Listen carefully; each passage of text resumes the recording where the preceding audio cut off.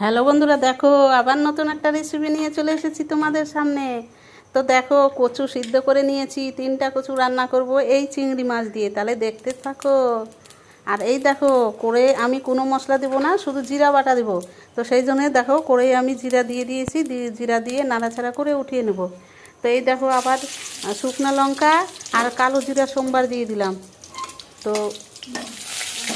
দিয়ে নাড়াচাড়া করে তারপরে দেখো দিয়ে দিলাম কচুটা বেশ মানে কষিয়ে নেব ভালো করে। কষিয়ে তারপরে দেখো কিছু কাঁচা লঙ্কা দিয়ে দিলাম আমি ফেলে। তো আর দিয়ে দিলাম হলুদ আর লবণ দিয়ে আবারও নাড়াচাড়া করব, হালকা একটু জল দিয়ে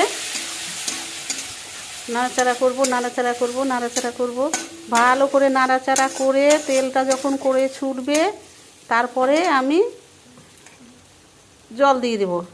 তো দেখো, জল দিয়ে দিলাম। তো তোমাদের মতন তোমরা ঝোল খাবা, আমি অল্প করে করব, কারণ অনেক সবজি করা হয়েছে আজকে, তাই কচুর তরকারিটা চিংড়ি কচু করব আমি অল্প। তাই দেখো, জল দিয়ে দিলাম।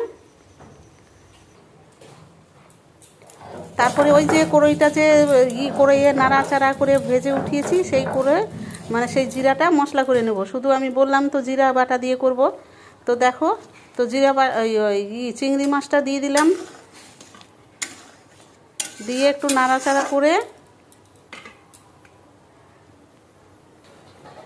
তারপরে দেখো আমি জিরা বাটাটা দিয়ে দিলাম, ভাজা জিরা বাটা।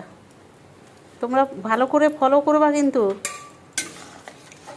তারপরে এইভাবে বাড়িতে দেখে রান্না করতে পারবা। তো দেখো, আমার চিংড়ি কচু হয়ে গেল।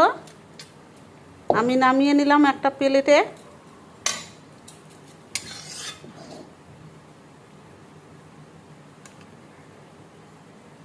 তাহলে কেমন হয়েছে একটু কমেন্ট করবা কিন্তু, রান্নাটা আমার কেমন হয়েছে। আর দেখো, তোমাদের সামনে খাওয়া দাওয়া নিয়ে চলে আসলাম, তো একটু খেয়ে তোমাদেরকে দেখাতে হবে।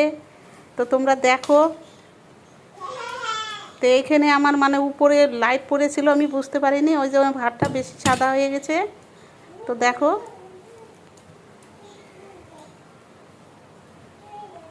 তো নাড়াচাড়া করে একটু ভাত খেলাম। তাহলে কেমন লাগলো কচুর চিংড়িটা? তোমরা অবশ্যই বাড়িতে করে খাবা কিন্তু, খেয়ে বলবা আমাকে কেমন হয়েছিল। তো একবারে অসাধারণ, দারুণ। তাহলে সবাই ভালো থাকো, সুস্থ থাকো, আর পূজাটা ভালো কাটাও।